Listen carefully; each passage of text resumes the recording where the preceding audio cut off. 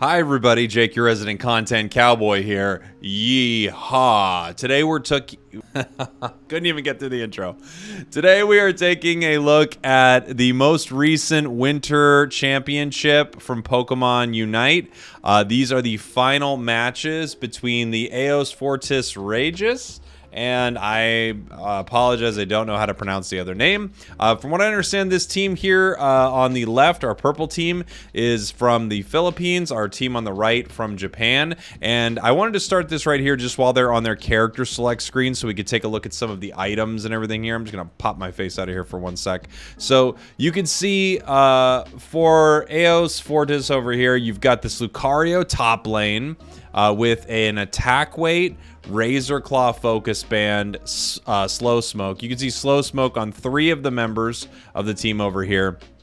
No score shield, because basically teams just kind of let each other run right by them and not score. Interestingly enough, no buddy barrier either, so that will be interesting to see. And then when you see Razor Claw, I think you can be assured that we are going to be seeing some sort of extreme speed here. Continuing on, pretty basic setup for everyone else. Lots of score shields over here with dual supports. You've got Wiggly, you got Blissey and Eldegoss. I said Wiggly because you normally actually see Wiggly in a lot of these situations, but we've got a Blissey, Eldegoss, Pikachu, and then we've got our Venusaur here, which I'm assuming is going to be jungling at this point, because who else would it be on the Eos Fortis team? And then for our orange team here, it looks like we've got Charizard, which could be jungle or could be lane. Talonflame, most likely in the jungle, but they could be running a 2-1-2 instead of a 1-1-3. We've got this Lucario top, and as you can see, we really don't have many score shields at all from our orange team. Only 1 score shield over here with a goal getter,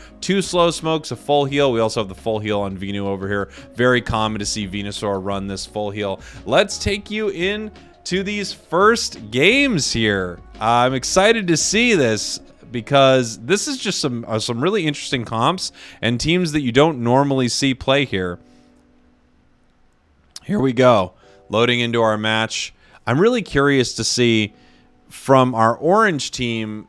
I'm guessing they're sending this Talon into the jungle, but there have been comps where you see, you know, Lucario and Talon in the top lane. I've hopefully got my camera positioned in such a way where it's not going to block any of the action that they have here on this broadcast. And we've got music playing right now because, you know, the broadcast has audio, but it's obviously commentated over, and it's just kind of hard. I feel like it would be a jumble of a lot of sounds if I was pulling up the broadcast from that. So you'll hear some music as this is going, and let's go ahead and watch this together here.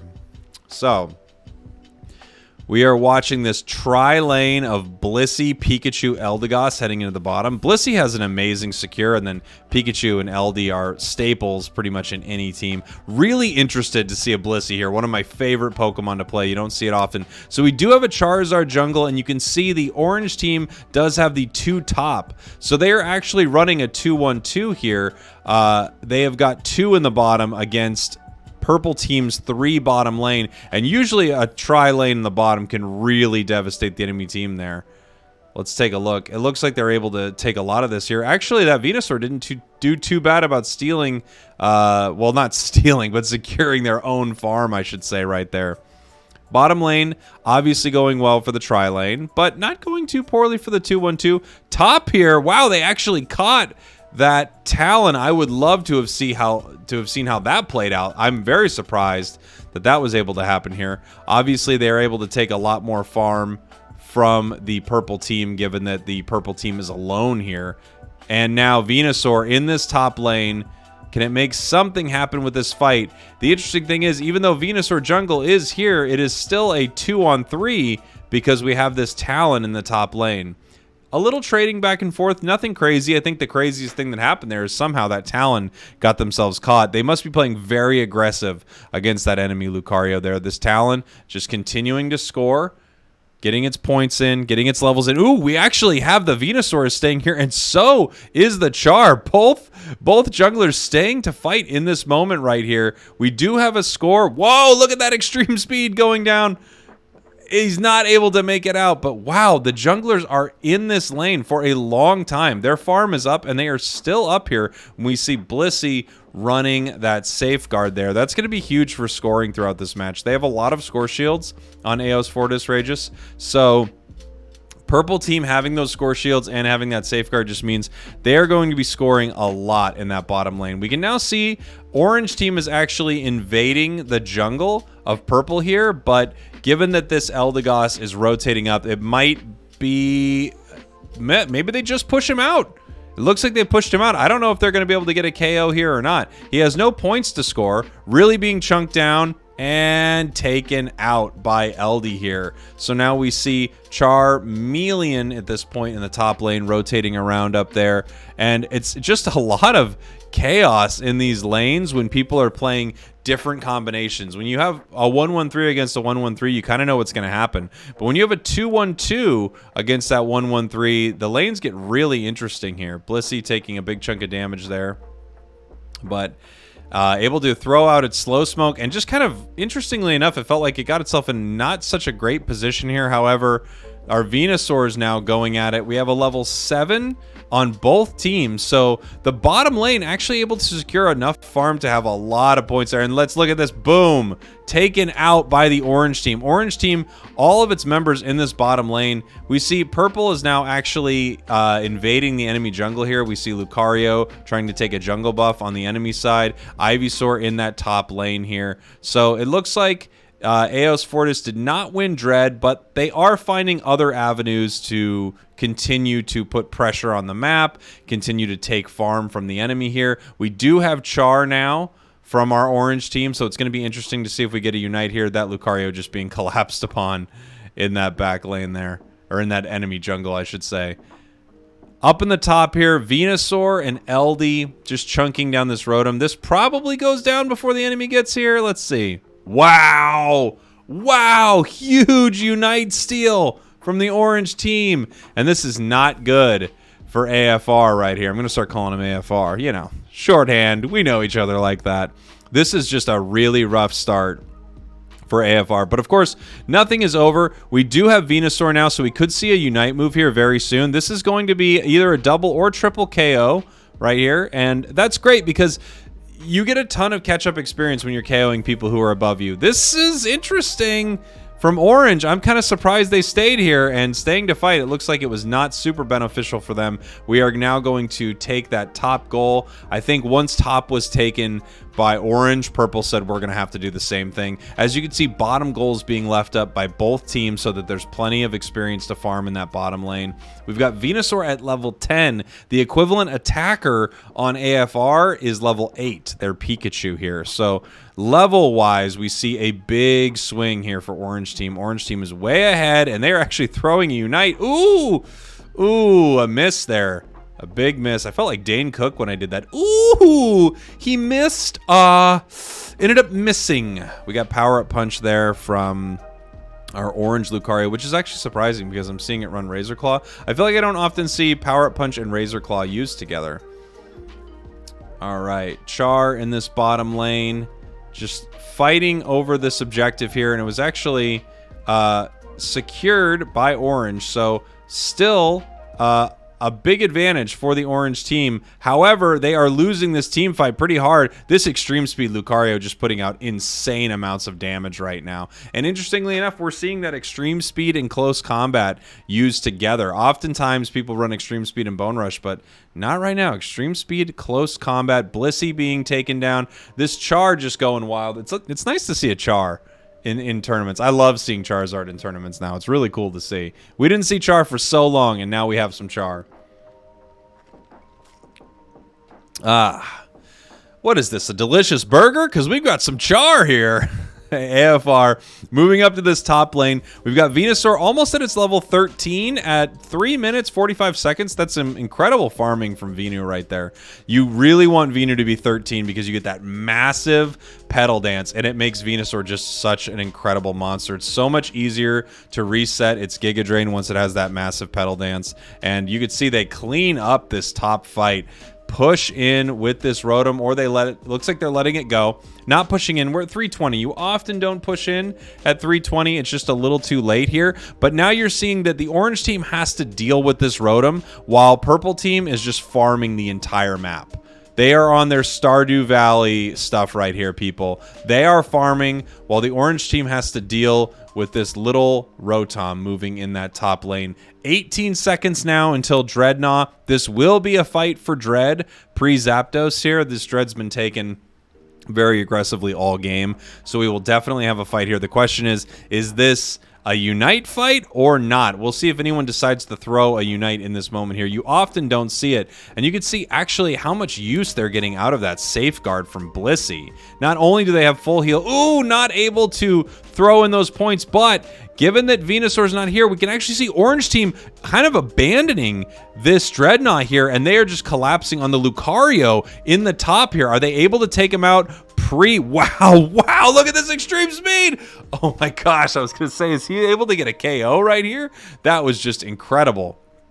Okay, Lucario down for the purple team. It will be back right as Zap spawns. Both teams just getting ready for this fight here. AFR is ahead, but only by about 30 points. So this is really anyone's game right now. And they have that goal in the bottom that's just waiting to be scored on by purple. This is such a huge fight right here. We have Unites coming out. We still don't have a Unite from Venusaur, do we? Did we see it thrown earlier? I didn't see it.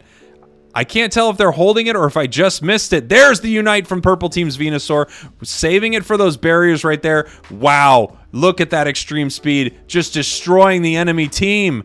AFR, 4 down. Charizard running towards the middle, only 2 down on AFR, and they are starting Zapdos right now. They know Char is around here, but this is exactly what they need to be doing right now. Starting this Zap, and then, yes, there's Char. I assume they're going to back and start fighting Char. No! This is full commitment, it looks like, by Venusaur onto this Zapdos, and they are able to take it. Not enough members of the orange team were there to stop them.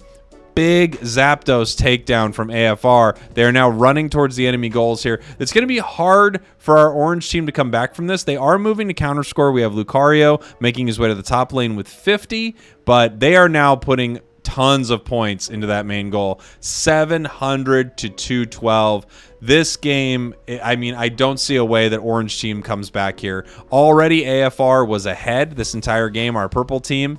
Ahead score-wise, not ahead experience-wise and objective-wise always, but ahead score-wise for a huge portion of this game.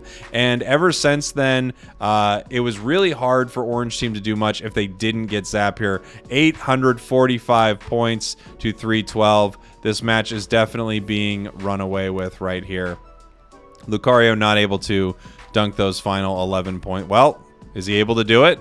Is he able to come back in here and score these points? I would be super impressed. And we could just see this Venusaur here from AFR. Absolutely monstrous this game.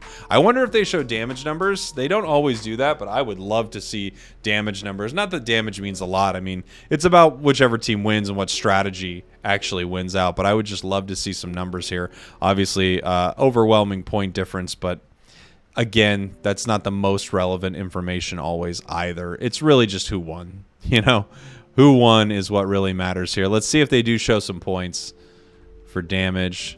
Gonna skip ahead a little bit in this recording. We see KOs, KO percentages, a ton of KOs here for that Venusaur on AFR. I'm wondering if we're gonna see any damage numbers, just because it'd be cool to see. No, doesn't look like it. Let's head into the next game here. Heading into our next game, which could be the final game of this series if AFR is able to win this game. They do close it out right here. I have to wonder, as the orange team, how you're feeling about that last game, because you were winning a lot of it and then you just had a pretty devastating fight at Zapdos. We see both teams continuing with the same strategy here. Nothing really being changed up. We have AFR's Lucario heading into the top lane. We have Talon and Lucario from our orange team. And then we have that tri-lane in the bottom for purple. I wonder if they're going to be able to take more advantage of that bottom lane now against this 2-1-2. Now, we could see how aggressive they're able to play with 2 people against this Lucario. Not able to stop them from scoring. They're going to be able to fight over this farm pretty well. They're just kind of spreading this Lucario out, and this Lucario also is in this, wow, nice steal. This Lucario is also in this tough position where he can't really go onto their side super easily because he knows he can be caught by the enemy team. So we have Char making its way top. Still Charmander, just got Charmeleon off some of the farm. Basically, the purple team wasn't able to take any enemy farm there, so Char was actually able to get Charmeleon just off that top farm right now. And we can see them in the top lane. They're not going to show it, it doesn't look like. We're going to watch this fight in the bottom lane here. This is going to be a hard fight for our orange team. How much of that are they able to get? Doesn't look like anything at all. I believe all of that was taken by our purple team here. Top lane, we do have Venusaur up here. So this early Venusaur gank is not so good, especially against 3 people in that top lane. It just doesn't seem to be super powerful, obviously. You're not getting any KOs off it, it doesn't look like. Down here in the bottom lane, we see LD able to take that. And they're able to get this KO in the top lane. We don't see what happens here, but that's a big KO. Lucario down for AFR. And right now, Venusaur is kind of playing that lane as well. Not getting its farm. Charmeleon has already cleared its jungle. Venusaur on a slow jungle clear because it's watching that top lane here. And they are just scoring at will in that top lane. And Lucario goes down again. Wow, this is not going well for AFR. Do they get their jungler taken out as well? Barely makes it out alive. Jeez. Oh, wait. They're still fighting. They're still fighting. Is he able to get it? No. Once again, not able to take out that Venusaur, and they actually come back with Eldegoss and Lucario to fight here. Wow, I am shocked. That Venu didn't go down twice, and it was insanely close to going down. So right now, score-wise, orange team way ahead. Experience-wise, orange team way ahead. So far, this strategy seems to actually be working out much better for the orange team. In the bottom lane, however, we did have Pikachu up a little bit, so that tri-lane is doing pretty well. However, it's not performing amazingly against this enemy orange team, surprisingly enough. It's been 3-on-2 the whole time, but orange has held its own in this bottom lane, and they are just ripping Dread right now. This Dread goes down without a steal. Yeah, nothing purple can do right here. Purple is actually once again kind of giving up this Dread, and you can see them in the enemy jungle and farming the center area. I don't know if this is a strategy when they decide that there's no way they're going to get this Dread. They keep a couple people in that bottom lane to fight for the goal, and they just let their Lucario and Venusaur farm jungle and center area right here. We can see in the top, this Lucario is obviously looking to score some points so it can stack its attack weight here. This Lucario is now going down. Wow, does it really make it out of here? I would be shocked, but it's not impossible. I was going to say the Jukes. Almost had them with the Jukes right there. Talonflame. Now, in this bottom lane, we see our orange team taking Rotom here. So orange team has the first 2 objectives. They've taken top goal. Their experience lead is pretty solid for most of their characters. However, purple team is catching up here. We see their Venusaur is level 10. They have kept that Venusaur incredibly well fed throughout both games. That Venusaur has just been an absolute beast for AFR, and they have continued to make sure that it has plenty of experience. Obviously, they know it is extremely important in their team fight here. And now we have a big fight around bottom goal, but I'm not sure if they actually want to break this or not. One thing's for sure is they have a big advantage right now. However, when they break that top goal, they do give purple team a ton of catch-up experience to get back in this game. We can see Lucario's levels are now even, Venusaur 1 level behind Char, and bottom lane levels are essentially even as well. So interestingly enough, level-wise, things are starting to even out, and I wonder if it's because they broke that top goal and purple team has been able to use that experience to their advantage. We have Unites coming down here. Blissey's Unite onto Venusaur. Basically, they are setting this Venusaur up to be this un-KOable beast, and it is working out really well in these team fights. Venusaur already has so much sustain, so now you're adding on top of it a safeguard, you're adding on top of it a buddy barrier, you're adding on top of it Blissey's Unite move. You are just adding so many things on top of this Venusaur, and it is so hard for them to KO it, and it has been extremely extremely beneficial for our purple team right here. They have used it incredibly well. The question is, are they able to secure Dread while this Lucario is kind of distracting them here in this bottom lane? Who gets Dread? It looks like it is grabbed by Lucario from the orange team. So that's another objective for the orange team right there. Orange team has taken every single objective in this match. 2 Dreads, 1 Rotom. Rotom coming up right now. But the team fight from AFR, from our purple team, is really solid. And it feels like a lot of it is simply based around Venusaur and Lucario kind of going nuts inside these fights. You also have Pikachu there stunning and putting out a ton of damage as well.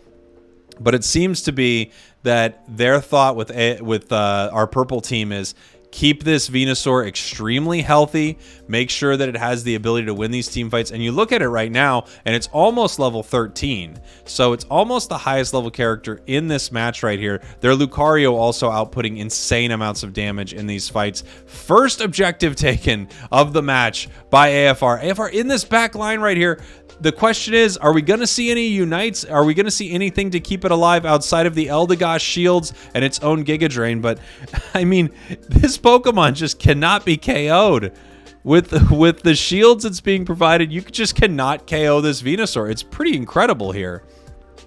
Bottom lane being pushed back a little bit. Excuse me, top lane being pushed back a little bit.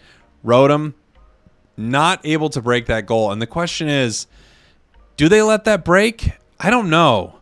Me personally, I almost let that Rotom go in. Yes, it's a 10-point overdunk, but you don't have that easy top goal to score on. However, I think Orange team right now is thinking this is a fight at Zap.